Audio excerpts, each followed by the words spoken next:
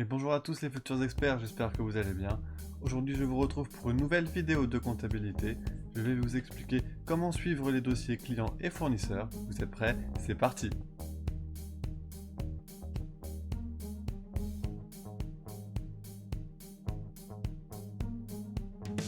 Si vous voulez devenir l'expert de demain en comptabilité et en gestion, bienvenue sur cette chaîne. Avant de commencer, n'oubliez pas de vous abonner et de cliquer sur la petite cloche de notification si vous voulez être au courant de mes prochaines vidéos. Dans la vidéo d'aujourd'hui, nous allons aborder 4 points principalement. Nous allons commencer par quels sont les différents documents commerciaux utilisés par les entreprises. Ensuite, nous verrons comment suivre le processus d'achat, puis le processus de vente. Et nous finirons par comment sauvegarder et archiver les différents documents. Donc, parmi les principaux documents utilisés, nous allons voir dans un premier temps le bon de commande et le bon de livraison.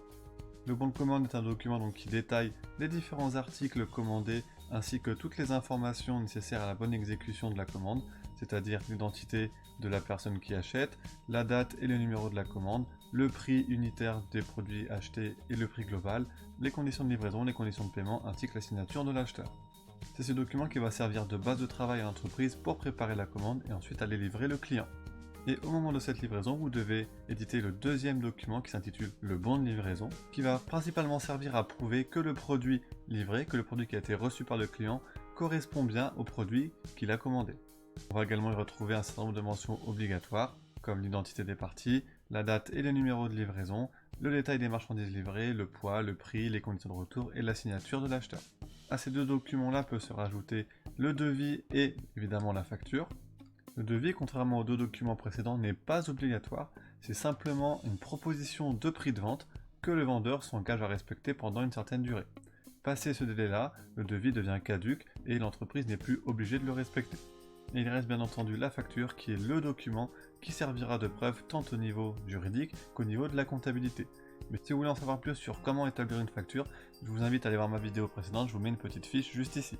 Tant que nous avons vu les 4 principaux documents, nous allons pouvoir passer à la prochaine étape qui est comment suivre le processus d'achat. Ce processus d'achat fonctionne par ordre chronologique, mais avant de rentrer un peu plus dans le détail, n'oubliez pas toujours, avant de commencer à acheter, l'entreprise doit identifier ce dont elle a besoin. Et maintenant on peut passer au processus à proprement parler, qui fonctionne comme ceci. Donc dans un premier temps, l'entreprise, une fois qu'elle a identifié justement ce qu'elle a besoin, elle va pouvoir aller choisir un fournisseur, les mettre en concurrence pour avoir le meilleur prix et la meilleure qualité de produit. Une fois qu'elle a choisi son fournisseur, donc elle passe commande avec le fameux bon de commande qu'on a vu précédemment, et le fournisseur lui livre dans un entrepôt les matières commandées avec le fameux bon de livraison. Ce bon de livraison qui va être un document justificatif qui va être transmis au service des achats, qui va ainsi vérifier que le bon de livraison, donc les produits livrés, correspondent bien aux produits commandés avec le fameux bon de commande. Entre temps, le fournisseur nous a envoyé sa facture qui va être transmise à la comptabilité et qui va être vérifiée avant évidemment de passer au paiement du fournisseur. Maintenant, pour éviter les éventuelles fraudes ou d'éventuelles erreurs, il est nécessaire de mettre en place une certaine procédure de contrôle à chaque étape du processus, c'est-à-dire entre l'achat et le bon de commande, entre le bon de commande et le bon de réception, ainsi qu'entre la facture et ensuite entre le paiement. Il faut constamment vérifier à chaque étape que le document édité correspond bien et bien conforme à ce qu'on avait vu précédemment. S'il y a la moindre erreur, il faut vérifier cela avec la dernière personne qui a eu le document en main et qui l'a saisi dans la comptabilité. Pour plus de sécurité, les entreprises utilisent régulièrement des tampons datés à différentes étapes. Nous avons par exemple le tampon reçu le, ce qui permet de certifier la date de réception du document, le tampon comptabilisé le pour la date de comptabilisation et le tampon payé le pour la date de paiement. J'attire toutefois votre attention sur une chose qui est primordiale, il faut absolument que la personne qui saisisse le paiement de la facture soit différente de la personne qui la contrôle. Pourquoi? Parce que sinon il pourrait y avoir ce qu'on appelle des détournements de fonds ou de la fraude à ce niveau-là. Il faut que la personne qui contrôle soit différente de la personne qui enregistre. Maintenant que nous avons vu le processus d'achat, nous allons voir le processus de vente. Vous allez voir, c'est relativement similaire.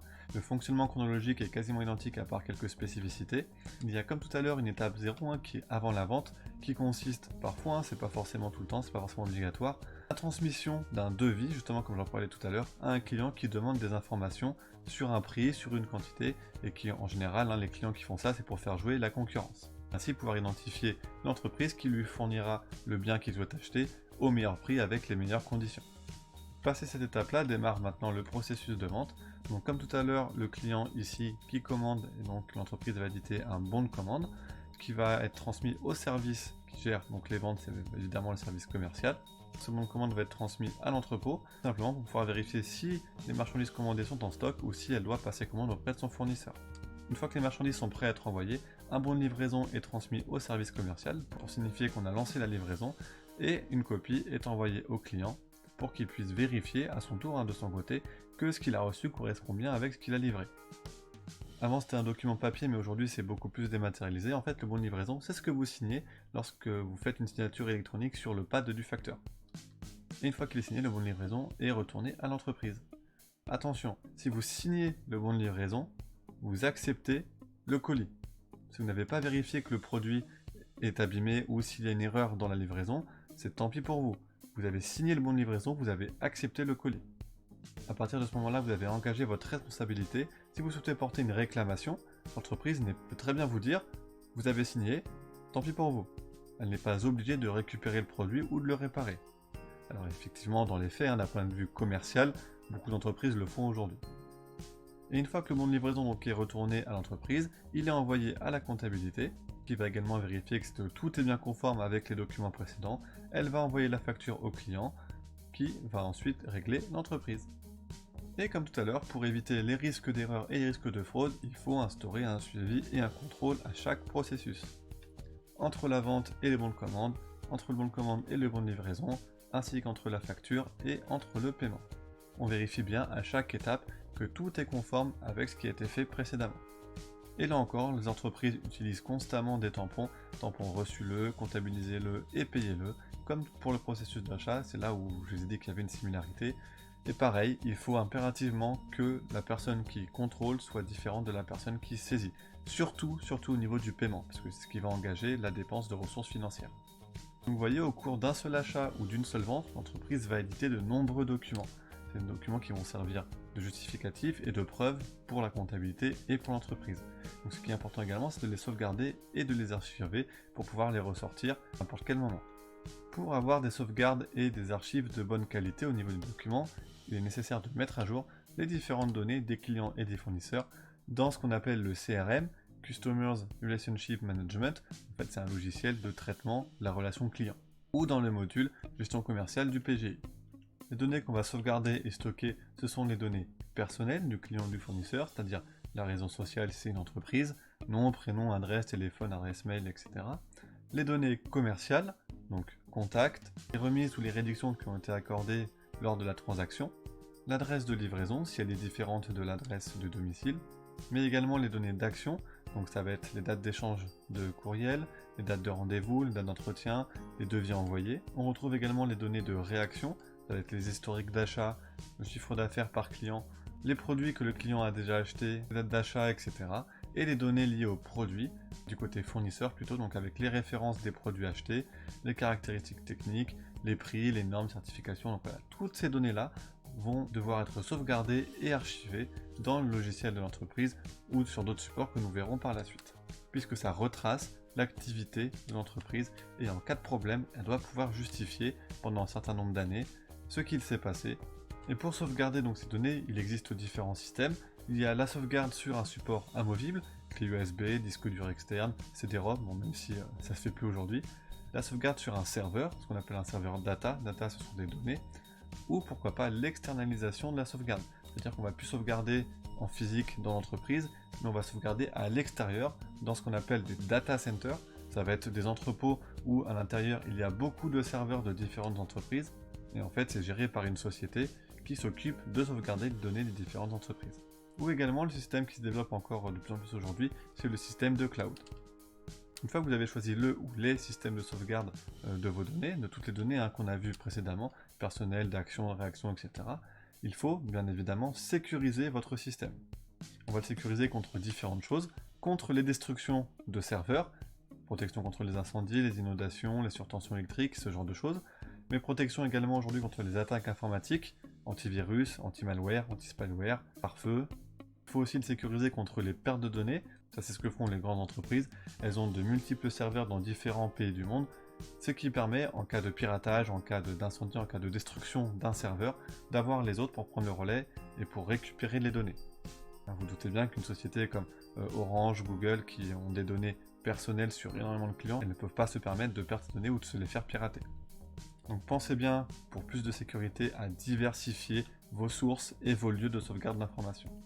Évoqué tout à l'heure, mais ces sauvegardes vont servir à présenter des documents ayant une valeur de preuve en cas de contrôle fiscal par exemple, ou contrôle social, et également ça va permettre de réduire le temps de recherche de l'information.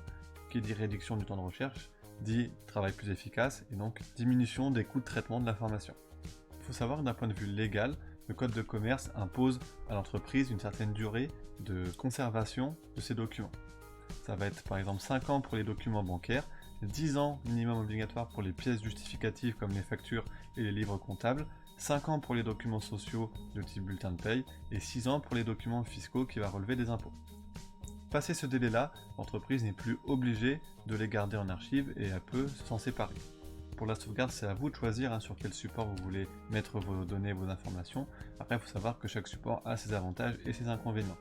Le support papier, par exemple, l'avantage c'est que ce sont des documents dits originaux, dans le sens où aujourd'hui avec l'informatique on peut se poser la question d'éventuelles contrefaçons. Ce sont des documents qui sont lisibles sans aucun matériel, il n'y a pas besoin d'outils numériques. L'inconvénient de l'archivage papier, c'est que ça prend beaucoup d'espace de stockage, il faut que ce soit rangé, ordonné, classé, bien comme il faut si vous voulez éviter de perdre énormément de temps en recherche d'informations.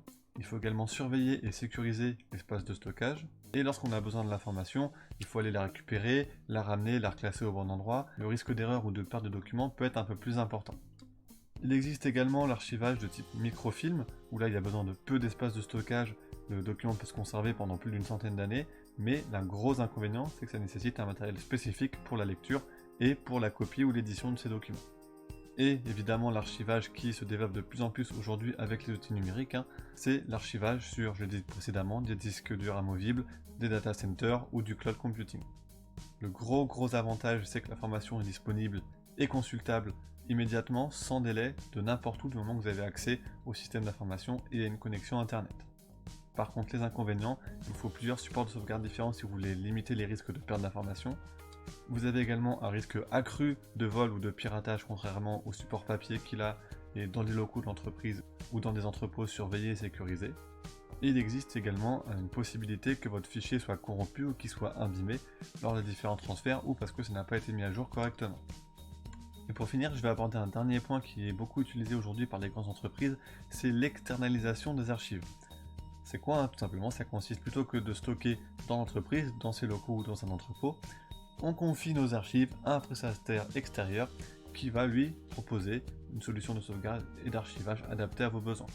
En fait, quel est l'avantage de ce système-là? C'est que ça permet de sécuriser les données sur des serveurs puissants et hautement sécurisés et professionnels. Vous, en tant que petite entreprise, n'avez pas la possibilité de faire l'acquisition de ce genre de serveur, contrairement au prestataire extérieur qui lui en a fait son métier. Donc évidemment, qui dit pas de serveur, dit pas d'investissement et pas d'espace de stockage. Comme ce sont des entrepôts sécurisés et dédiés à ça, normalement ils sont protégés comme il faut contre les risques qu'on a vus précédemment. Inondations, incendies, vols, piratage, etc. Et c'est le prestataire qui va se charger de tous les frais de fonctionnement, de sécurité et de maintenance. Évidemment, en contrepartie, le prestataire va vous facturer ce service avec un abonnement mensuel ou un abonnement l'année par exemple. Le principal inconvénient de faire appel à un prestataire, c'est que si ce prestataire fonctionne avec un système particulier, avec des logiciels spécifiques, vous allez être un petit peu dépendant de ce prestataire et de ces logiciels-là. Si vous voulez changer de prestataire, vous allez devoir changer de logiciel et donc réadapter peut-être toute votre architecture informatique et toute votre architecture de sauvegarde. Et parfois, si c'est cela, il peut en profiter pour augmenter ses prix, puisque ce sera moins contraignant pour vous de le payer plus que de changer toute votre structure informatique. Voilà, maintenant vous savez comment fonctionne un processus d'achat et un processus de vente, et vous êtes capable de le suivre et de mettre en place les procédures de contrôle et de sauvegarde qui s'imposent pour que cela fonctionne en toute sécurité et de manière optimale. Si cette vidéo vous a plu, n'hésitez pas à liker, partager, commenter.